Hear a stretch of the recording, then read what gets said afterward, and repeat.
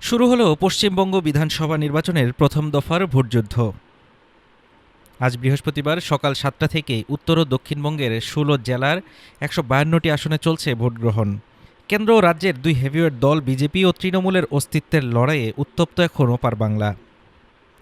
দীর্ঘ প্রতীক্ষা আর চরম উত্তেজনা শেষে শুরু হলো পশ্চিমবঙ্গের ভাগ্য নির্ধারণী ভোট। আজ সকাল ৭টা থেকে শুরু হয়ে ভোট চলবে সন্ধ্যা ৬টা পর্যন্ত।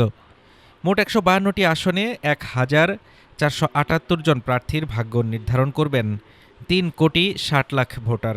তবে এবারের নির্বাচনের সমীকরণ বেশ জটিল।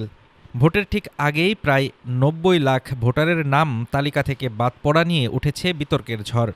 তৃণমূলের দাবি, নির্বাচনে কারসাজি করতেই কেন্দ্রীয় মদতে সংখ্যালঘু ও হিন্দু সম্প্রদায়ের বিপুল সংখ্যক ভোটারকে তালিকায় রাখা হয়নি।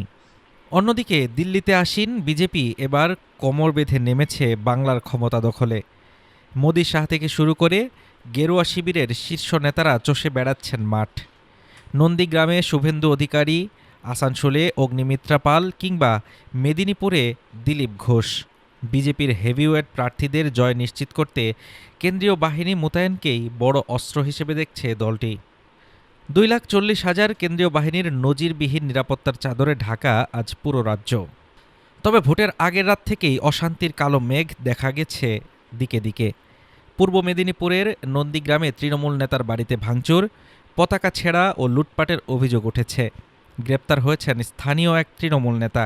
অন্যদিকে মুর্শিদাবাদের নওদায় আমজনতা উন্নয়ন পার্টির প্রার্থী হুমায়ুন কবিরের প্রচারে পুলিশের বাধা দেওয়ার অভিযোগ ঘিরে ছড়িয়েছে উত্তেজনা। মমতা বন্দ্যোপাধ্যায়ের তৃণমূল নাকি নরেন্দ্র মোদীর বিজেপি, কার দখলে যাবে নবান্ন? প্রথম দফার এই ভোটযুদ্ধই বলে দেবে সেই লড়াইয়ের গতিপথ। প্রথম দফার ভোট শেষ হওয়ার পর নজর থাকবে আগামী ২৯ এপ্রিলের দ্বিতীয় দফার ভোটের দিকে। আর সব জল্পনার অবসান ঘটবে আগামী ৪ মে, ভোট গণনার দিন। নির্বাচনী এই টানটান উত্তেজনার মাঝে সাধারণ মানুষ চান উন্নয়ন আর শান্তি। তবে বুথে বুথে কেন্দ্রীয় বাহিনীর নজরদারি আর রাজনৈতিক পাল্টাপাল্টি অভিযোগের মাঝে শেষ পর্যন্ত জনমত কোন দিকে যায় তা দেখতে অপেক্ষা করতে হবে আরও কিছুদিন। হাফিজুর রহমান তুষার, ঢাকা টুডে।